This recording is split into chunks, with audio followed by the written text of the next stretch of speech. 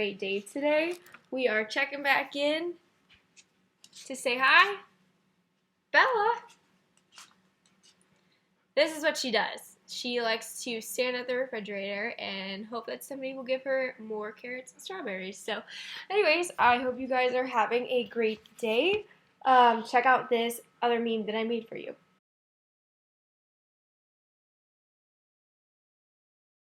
Today we're going to be reading chapters 9, 10, and 11. We read 6, 7, and 8 yesterday. And so last we left off with Opal being in Gertrude's pet store and offering to work at the store and clean some stuff up to help pay for the leash and collar combo for Winn-Dixie. So that's where we left off. So today, 9, 10, and 11. So starting with chapter 9, just about everything that happened to me that summer happened because of Winn-Dixie. For instance, without him, I would never have met Gloria Dump. He was the one who introduced us. What happened was this. I was riding my bike home from Gertrude's Pets, and Winn-Dixie was running along beside me. We went past Dunlap and Stevie Dewberry's house, and when Dunlap and Stevie saw me, they got on their bikes and started following me. They wouldn't ride with me. They just rode behind me and whispered things that I couldn't hear. Neither of them had any hair on his head, because their mama shaved their heads every week during the summer because of the one time Dunlap got fleas in his hair from their cat, Sadie, and now they looked like two identical bald-headed babies, even though they weren't twins. Dunlap was 10 years old, like me, and Stevie was 9 and tall for his age. "I can hear you," I hollered back at them. "I can hear what you're saying," but I couldn't. Winn-Dixie started to race way ahead of me. "You better watch out," Dunlap hollered. "That dog is headed right for the witch's house." "Winn-Dixie," I called. They kept on going faster and hopped a gate and went to the most overgrown jungle of a yard that I had ever seen. "You better go get your dog out of there," Dunlap said. "The witch will eat that dog," Stevie said. "Shut up," I told them. I got off my bike and went up to the gate and hollered, "Winn-Dixie, you better come on out of there." "But he didn't. She's probably eating him right now," Stevie said. He and Dunlap are standing behind me. "She eats dogs all the time." "Get lost, you bald-headed babies," I said. "Hey," said Dunlap, "that ain't a very nice way for a preacher's daughter to talk." He and Stevie backed up a little. I stood there and thought for a minute. Finally decided that I was more afraid of losing Winn-Dixie than I was of having to deal with the dog-eating witch, so I went through the gate and into the yard. "That witch is going to eat the dog for dinner and you for dessert," Stevie said. "We'll tell the preacher what happened to you," Dunlap shouted after me. By then I was deep in the jungle. There was every kind of thing growing everywhere. There were flowers and vegetables and trees and vines. "Winn-Dixie," I said. "He," I heard. "This dog sure likes to eat." I went around a really big tree, all covered in moss, and there was Winn-Dixie. He was eating something right out of the witch's hand. She looked up at me. "This dog sure likes peanut butter," she said. "You can always trust a dog that likes peanut butter." She was old with crinkly brown skin. She had on a big floppy hat with flowers all over it, and she didn't have any teeth. But she didn't look like a witch. She looked nice, and Winn-Dixie liked her. I could tell. "I'm sorry he got in your garden," I said. "You ain't got to be sorry," she said. "I enjoy a little company." "My name's Opal," I told her. "My name's Gloria Dump," she said. "Ain't that a terrible last name? Dump?"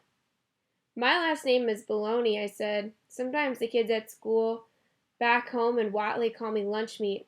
"Ha!" Gloria Dump laughed. "What about this dog? What did you call him?" "Winn-Dixie," I said. Winn-Dixie thumped his tail on the ground. He tried smiling, but it was hard with his mouth all full of peanut butter. "Winn-Dixie," Gloria Dump said. "You mean like the grocery store?" "Yes, ma'am," I said. "Woo-wee," she said. "That takes the strange name prize, don't it?" "Yes, ma'am," I said. "I was just fixing to make myself a peanut butter sandwich," she said. "You want one too?" "All right," I said. "Yes, please." "Go on and sit down," she said, pointing at a lawn chair, the back all busted out of it. "But sit down careful." I sat down careful, and Gloria Dump made me a peanut butter sandwich on white bread. Then she made one for herself and put her false teeth in to eat it. When she was done, she said to me, "You know, my eyes ain't too good at all. I can't see nothing but the general shapes of things, so I got to rely on my heart. Why don't you go on and tell me everything about yourself, so as I can see you with my heart?"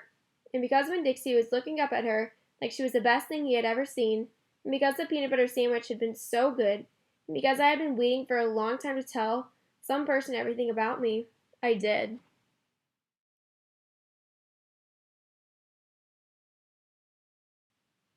Chapter 10. I told Gloria Dump everything. I told her how me and the preacher had just moved to Naomi, and how I had to leave all my friends behind. I told her about my mama leaving, and I listed out the 10 things that I knew about her, and I explained that here in Naomi, I missed Mama more than I ever had in Watley. I told her about the preacher being like a turtle, hiding all the time inside his shell. I told her about finding Winn-Dixie in the produce department, and how, because of him, I became friends with Miss Franny Block and got a job working for a man named Otis at Gertrude's Pets, and got invited to Sweetie Pie Thomas's birthday party. I even told Gloria Dump how Dunlap and Stevie Dewberry called her a witch. But I told her they were stupid, mean, bald-headed boys, and I didn't believe them, not for long anyhow. And the whole time I was talking, Gloria Dump was listening. She was nodding her head and smiling and frowning and saying, and is that right? I could feel her listening with all her heart, and it felt good. "You know what?" she said when I was done. "What?" "Could be that you got more of your mama in you than just red hair and freckles and running fast." "Really?" I said. "Like what?" "Like maybe you got her green thumb. The two of us could plant something and see how it grows. Test your thumb out." "Okay," I said. What Gloria Dump picked for me to grow was a tree. Or she said it was a tree. To me it looked more like a plant. She had me dig a hole for it and put it in the ground and pat the dirt around it tight, like it was a baby and I was tucking it into bed. "What kind of tree is it?" I asked Gloria Dump. "It's a wait-and-see tree," she said. "What's that mean?" "It means you got to wait for it to grow up before you know what it is." "Can I come back and see tomorrow?" I asked. "Child," she said, "as long as this is my garden, you're welcome in it. But that tree ain't going to have changed much by tomorrow." "But I want to see you too," I said. "Humph," said Gloria Dump. "I ain't going nowhere. I'll be right here." I woke Winn-Dixie up then. He had peanut butter in his whiskers, and he kept yawning and stretching. He licked Gloria Dump's hand before we left, and I thanked her. That night, when the preacher was tucking me into bed, I told him how I got a job at Gertrude's Pets. I told him all about making friends with Miss Franny Block and getting invited to Sweetie Pie's party. I told him about meeting Gloria Dump. Winn-Dixie lay on the floor waiting for the preacher to leave so he could hop up on the bed like he always did. When I was done talking, the preacher kissed me good night, and then he leaned way over and gave Winn-Dixie a kiss too, right on top of his head. "You can go ahead and get out there now," he said to Winn-Dixie. Winn-Dixie looked at the preacher. He didn't smile at him, but he opened his mouth wide like he was laughing, like the preacher had just told him the funniest joke in the world, and this is what amazed me the most. The preacher laughed back. Winn-Dixie hopped up on the bed, and the preacher got up and turned out the light. I leaned over and kissed Winn-Dixie too, right on the nose, but he didn't notice. He was already asleep and snoring.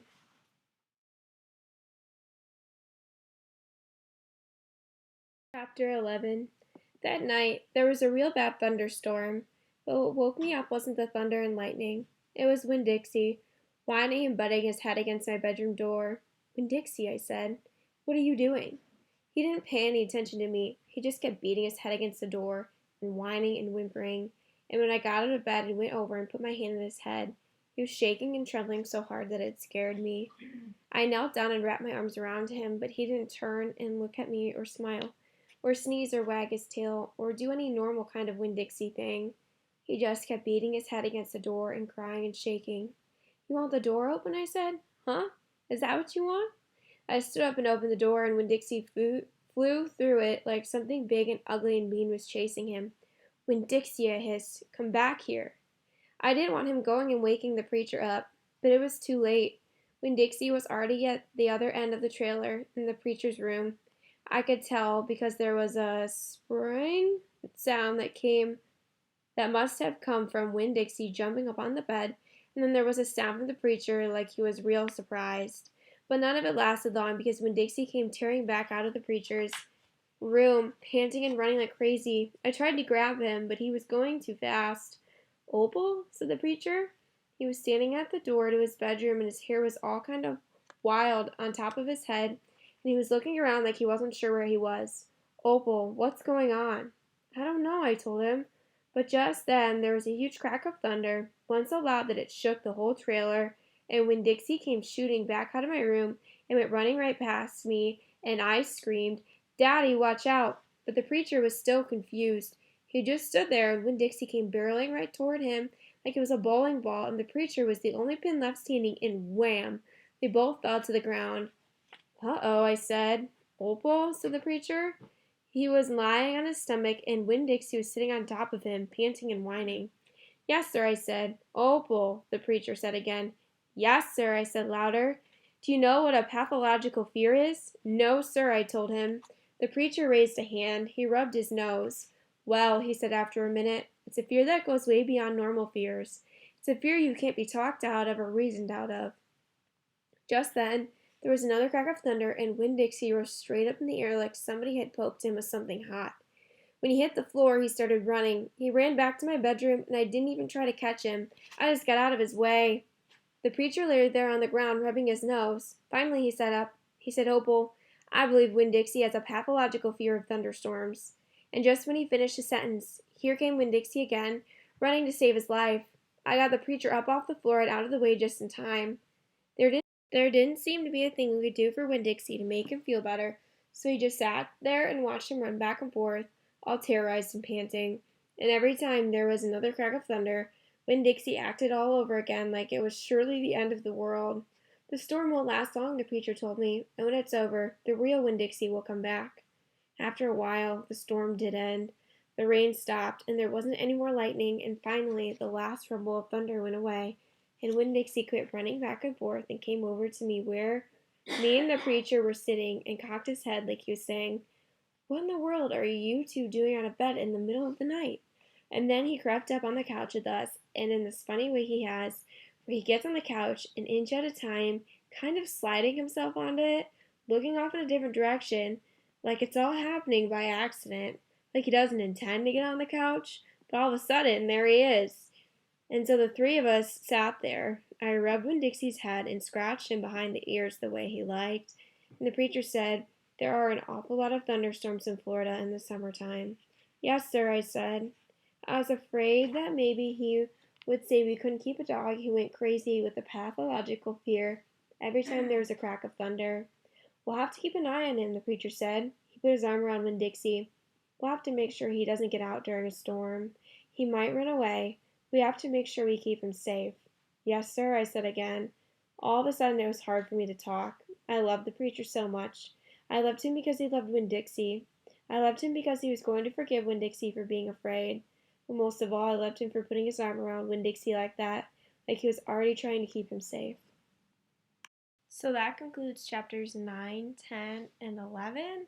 So we found out that Winn-Dixie has a pathological fear of thunderstorms in that last chapter. So Winn-Dixie's kind of running around crazy. I don't know if any of you guys have dogs who are afraid of storms. They might act a little bit wild like Winn-Dixie did, or maybe they hide. But some dogs are afraid of storms, and in this story, Winn-Dixie is afraid of storms. In chapter 9, we know that Opal has a peanut butter sandwich with Gloria, right? And that was who those boys thought was a witch. We obviously find out that she's not really a witch. She's super nice to Opal and listens to her and wants to get to know Opal as a person. So there are going to be questions on a Google form document on chapters 9, 10, and 11. There's a journal question asking you guys what you would say if Opal asked to learn, or sorry, if Gloria, not Opal, if Gloria asked you, if you were in the shoes of Opal, what would you tell Gloria about yourself if she was trying to learn about you?